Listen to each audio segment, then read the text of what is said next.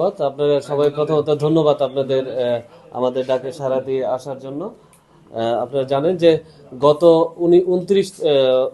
26 জানুয়ারি আমাদের বিসমিল্লাহ auto rice mill আমাদের পৌরসভার মধ্যেই ওনারা আমাদের কাছে একটা অভিযোগ পাই আমরা যে ওনাদের রাইস মিল থেকে প্রায় 6 শতাধিক চাউলের বস্তা এখান থেকে ডাকাতি করে নিয়ে যাচ্ছে। এই ঘটনা জানার সাথে সাথেই আমাদের অফিসার ইনচার্জ তার টিম সহ আমরা ঘটনাস্থলে যাই এবং ঘটনাস্থলের সত্যতা আমরা এখানে পাই যে একটা ট্রাক যোগে এখান থেকে চালের বস্তা নিয়ে যাওয়া হয়েছে।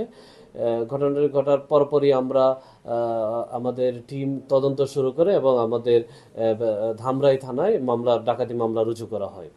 পরবর্তীতে আমাদের অফিসার ইনচার্জের নেতৃত্বে আমাদের ধামরাই থানার টিম বিভিন্ন ভাগে ভাগ হয়ে আমরা ঘটনার তদন্ত শুরু করি যে আমাদের যে ঘটনা ঘটেছে এই ট্রাক চালের বস্তা সহ ট্রাক কোথায় গিয়েছে, কারা নিয়েছে, এই ঘটনাগুলো আমরা তদন্ত শুরু করি।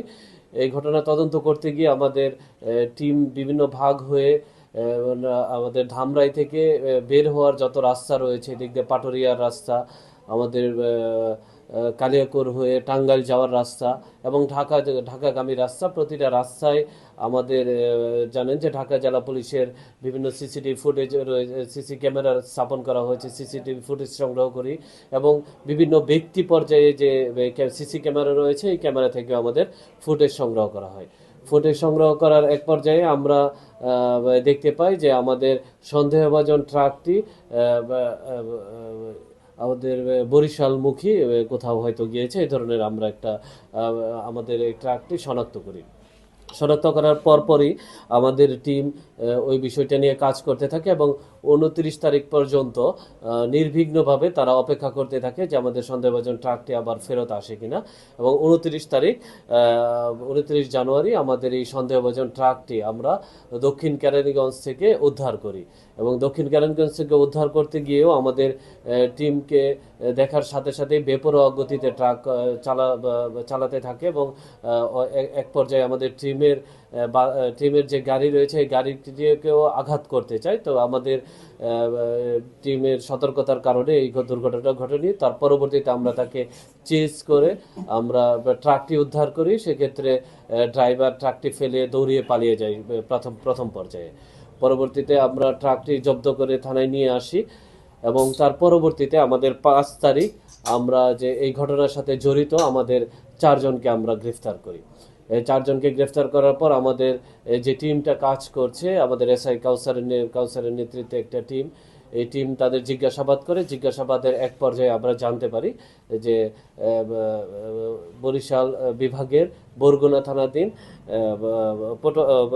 পটুয়াখালী থানাধীন গলাচিপা কোনো একটা জায়গায়, পরিত্যক্ত জায়গায় তারা এই চালের বস্তাগুলো প্রাথমিক পর্যায়ে লুকিয়ে এসেছে যেন পরবর্তীতে তারা এটা বিক্রি বা অন্য কিছু করতে পারে। তার সাথেই আমাদের যে টিমটা কাজ করছে তারা এখান থেকে বরগুনা চলে যায় এবং বরগুনা জেলা পুলিশকেও আমরা অবহিত করি। তাদের সহযোগিতায় আমরা পরবর্তীতে 462 বস্তা চাল উদ্ধার করে আমরা ধামরাই থানায় নিয়ে আসি এবং আসামিদের ইতিমধ্যে আমরা বিজ্ঞ আদালতে প্রেরণ করেছি।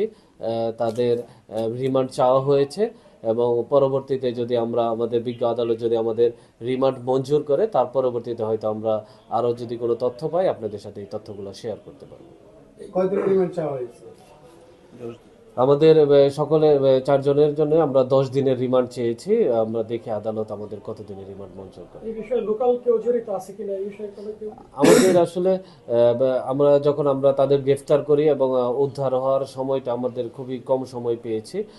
যদি আমরা রিমান্ডে যখন আমরা তাদের পাবো সেক্ষেত্রে হয়তো আমরা জানতে পারবো যে এই 4 জনের সাথে আর কারা কারা জড়িত আছে এবং লোকাল কেউ আছে কিনা, কেউ আরো তথ্য দিচ্ছে কিনা বা অন্য কারো যুগসাজশে তারা এটা করছে কিনা, এই বিষয়গুলো আমরা যখন রিমান্ডে পাবো তখন হয়তো আপনাদের সাথে শেয়ার করতে পারবো। এদের নামে পূর্বে কোনো মামলা আছে কিনা?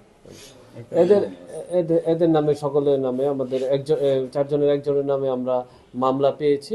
আর অনেকেই আসলে যেটা হয় যে যখন আমাদের গ্রেফতার করে নাম ঠিকানা হয়তো নাম একটু ভুল নাম বলে, সেক্ষেত্রে আমরা একটু যাচাই বাছাইয়ের টাইম নিই। আমরা আরও যাচাই বাছাই করছি যে আসলে তাদের ধামরাই থানা কিংবা অন্য কোনো থানায় তারা এই ধরনের ঘটনা ঘটিয়েছে কিনা, আমরা বিষয়গুলো যাচাই বাছাই করছি। কতজন অংশগ্রহণ করেছিল এখানে? এই ডাকাতিতে আপাতত আমরা 4 জনকে পেয়েছি। পরবর্তীতে আরো হয়তো তাদের জিজ্ঞাসাবাদ করে আমরা হয়তো জানতে পারবো যে আরো কতজন এটার সাথে জড়িত আছে।